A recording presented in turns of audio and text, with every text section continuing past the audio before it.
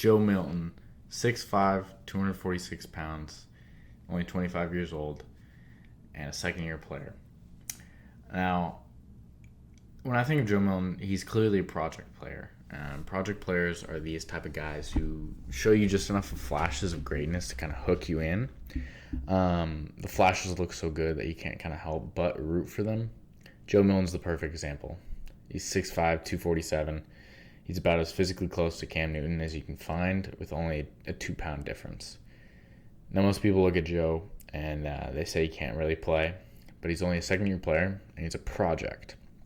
Dude can throw 80-yard balls with a tire spiral. He's bigger and faster than Cam Newton. And yet people are already giving up on him, and that leads me to ask two questions. Just why give up, and what's the alternative? Next, we're going to get into why give up? Why would someone? He's a 6th-round pick. He's usually a guy who slips under the radar. Unless they get a real chance, they often sit at the bottom of the depth chart for most of their rookie contract. So why is Joe Milton any different? Because he has potential, and he has the star on his helmet. Now, with potential and the star comes expectations that you'll turn into a product, something, an asset. Milton hasn't done that yet. But when you look at the context, it really shouldn't surprise you. He's a second-year player, already on his second team, and he plays one of the hardest positions to transition to in the NFL, arguably. And quarterback has one of the biggest skill gaps from college to pro, and Milton's on one of the shortest leashes imaginable. Cowboys Nation is known for being one of the most unforgiving fan bases. And on top of that, he's under a first-year head coach with a brand new staff. Everything is new for Milton and for everyone else. Expecting a young QB to kind of figure it all out and in that environment is incredibly naive. Now, I'm not saying he will make the adjustments. To be fair, he's never truly been elite in his career. Looking at his college stats, first 2 years he's at Michigan, he literally plays 4 games, throws it less than 10 times. 2022, he gets 6 games where he throws it 141 times, completes 80, throws for 1,000 yards, 4 TDs, and 4 interceptions. Not great. Then 2021, he is a junior still with 8 games, 32 completions, 61 attempts, 375 yards, 2 TDs, 0 interceptions. And then finally, in his senior seasons, he plays 9 games and 12 games, and then completes 82 or throws 82 times, and then finally in 2023 throws for 354 attempts for 2,813 yards, 20 TDs, and 5 interceptions. So that last year, you really see him kind of put things together. It's not the best stats ever, but it shows that he's made progress, and that tells a lot. But if a guy with his tools is going to put it together, the NFL is kind of where it happens. Right now, he's not very good, but he's a project player. Anyone who expected him to come in and immediately look like a starting caliber QB is kind of fooling themselves. He's been a project player for his entire career, collegiate and NFL. The expectations for him should be a backup. Could he be a backup? Absolutely. He might not be the best one, but with the simplified game plan, where he isn't asked to constantly push the ball deep, he could be an okay to bad job, honestly.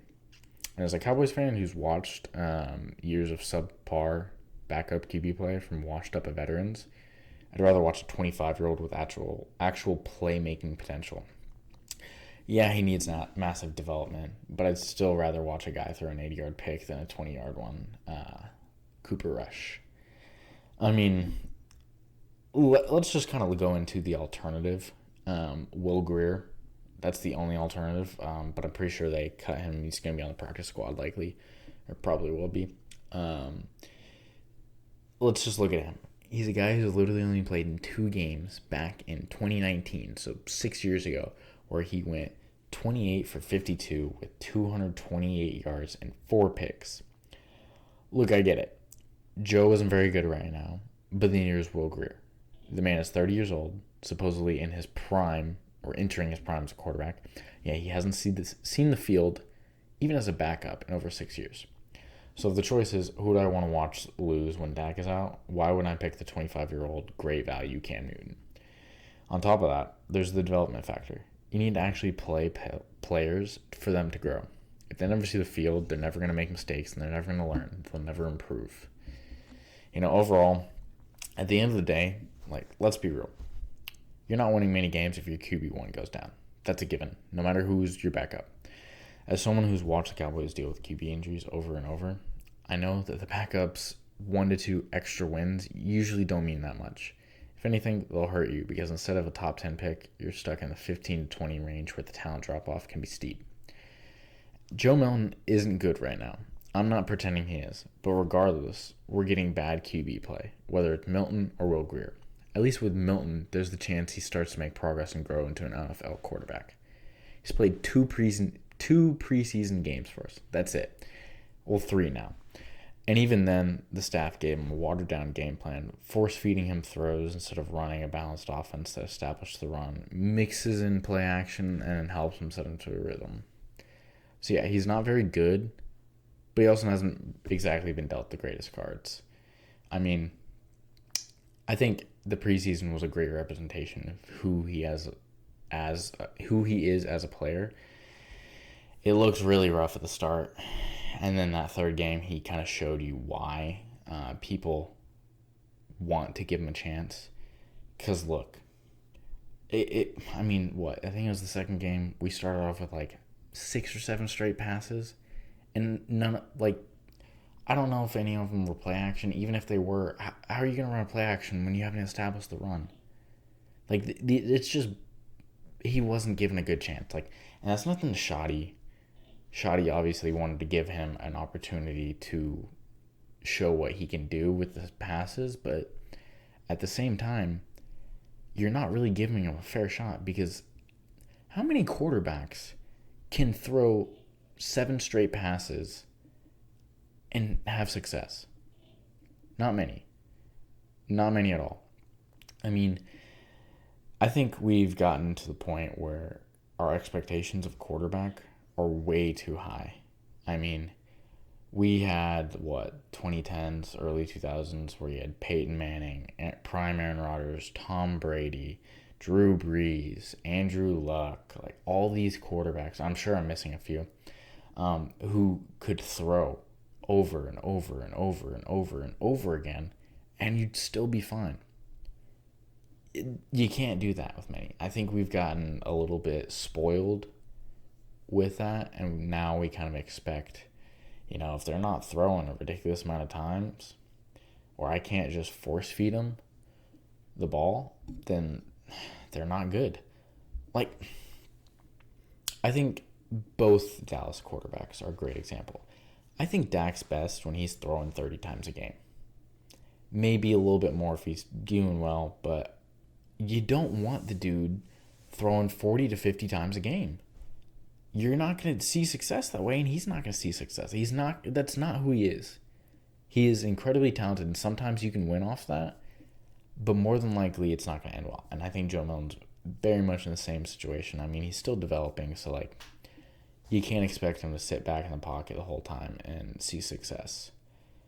I mean, we saw in the third preseason game, he had that Jalen Brooks TD down the sideline. He had a good run. He had a couple of good passes. When he's not expected to make a play every single time, it's a lot easier for him. And that's what I think people need to really look at. Is one, the guy has shown improvement. I mean, he improved throughout college, and I think he improved throughout the preseason. The first game was bad. First game was really bad. I mean, he was overthrowing guys by 6 feet. And by the end of the third preseason game, he was looking pretty good, putting some touch on his balls. And overall, he didn't seem to be forcing anything or trying to do too much, which I like. I mean, he's a young player. He's literally not even started year 2. I mean, he has, but not really. I mean, and even with the Patriots, He played one game. He threw 29 times, completed 22 for 240 yards and a TD. That's in a legit game. That's in a real first team versus first team game. And you can't ignore that. I mean, I was watching with my friends, and one of my friends is a Joe Milton hater, but he's a casual. He's just casual. Because, look, let's be real. We saw what happened when Cooper Rush played a team that was competent in the Eagles when he was going on that couple game streak. He threw 3 picks by like halftime, I think. He's not good. He is not a good quarterback. He can't throw a deep ball. So effectively, you can't really do play action all that well with him because he can't throw it more than 20 yards. I mean, I think when it comes to backup quarterbacks, if they can throw a deep ball, man, that just gives them way more of a shot. Because now you can actually kind of trust them. You could establish the run, do a little play action. But overall, I think Joe Milton is a project. And honestly, I think we're doing the usual Cowboys thing where we freak out at one game. We freak out and we don't look at the context. The context is he's 25 years old. This is his second season. He had more bad than good. But at the same time, he's shown some good. That's more than a lot of players show, if we're being real. And on top of that, he showed improvement. It wasn't like he started off hot and then he just fizzled out. He started off bad and he slowly got better. That's something I hold with confidence because assuming this is him just improving and it wasn't just, a fluke game, if he continues that streak, he will be a backup quarterback and he will be damn good. He's 25, by the time he's Will Greer's age, you'd probably expect him to be a league backup and probably a damn good one. I mean, I feel like most backups, you're kind of limited with what you can do with them because, half of them can't really run. Half of them can't really throw a deep ball. And that's not even getting into the fact that half of them can't really have any pocket presence. I feel like Joe's pocket presence was better than I've seen. Granted, I've also watched Quinn Ewers a lot, so it's just bad. I'm used to watching bad pocket presence. So like when I see decent, it's probably me thinking they're good. But regardless, the guy's shown improvement. He's 25 years old. He's a 6th round pick. A 6th round pick from last year. And people are expecting him to come in and dominate the preseason. Why? What other 6th round pick from last year that is a QB is expected to immediately just come in and just destroy? Most QBs don't even really figure it out. Like Tony Romo, literally arguably our best quarterback. Not really, but one of the best Cowboys quarterbacks.